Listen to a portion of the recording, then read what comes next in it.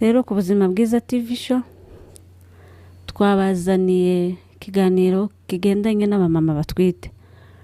Abamama batwite bagomba kubona intungamubiri zihagije.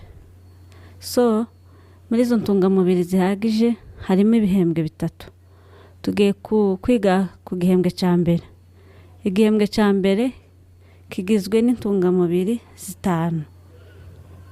Nizo turi bwigeho uyu munsi zizagufasha wowe umumama utwite n'umwana utwite azavuke nta complication n'imwe afite.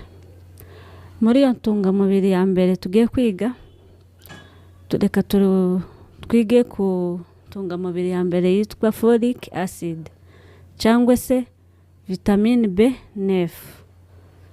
Reka turebe ibiryo